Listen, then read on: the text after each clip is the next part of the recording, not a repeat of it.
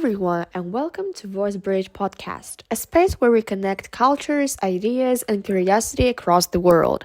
My name is Liza, and today we're talking about Egypt, a country many people associate only with pyramids, but which has a much richer and deeper cultural identity. Today's guest is Tatiana.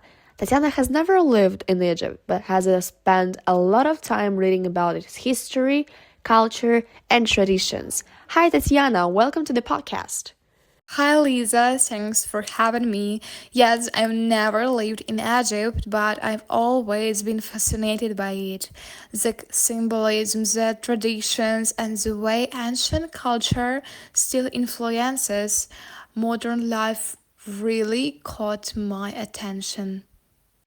Let's start with the obvious. When people hear the word Egypt, the first thing they think of is pyramids. But what else do you think is essential to understanding Egyptian culture? The pyramids are just the beginning. What really impressed me was how important symbols are in Egyptian culture. In ancient Egypt, symbols weren't just decorations, they carried deep meaning and power. For example, the Eye of Horus symbolized protection and healing, while the scarab beetle represented rebirth and the movement of the sun.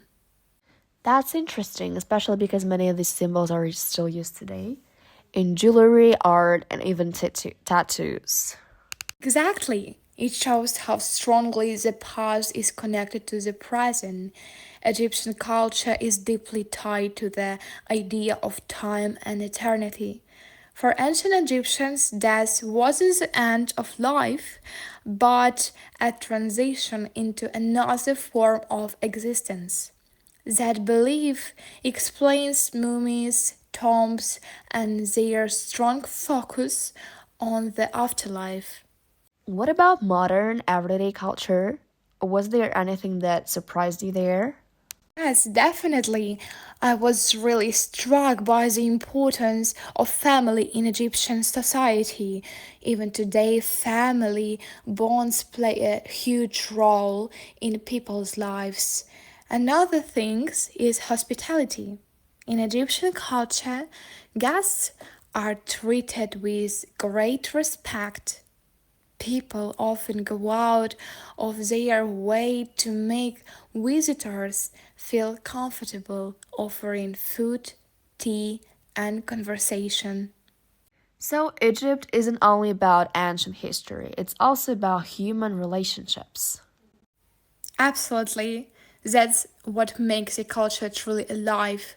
Not only monuments or museums, but everyday people, their habits, body language, music, and food.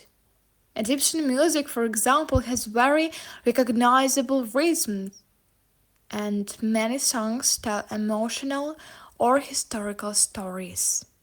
If you had to describe Egypt in just one sentence, what would it be? I would say Egypt is a place where the past and present are constantly in conversation with each other.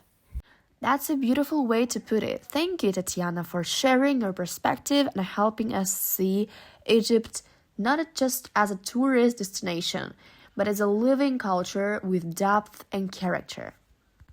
Thank you, Lisa. I've really enjoyed this conversation. This was VoiceBridge Podcast. If you enjoyed this episode, feel free to share it and stay curious. In our next episodes, we'll continue exploring different countries and cultures around the world. See you next time!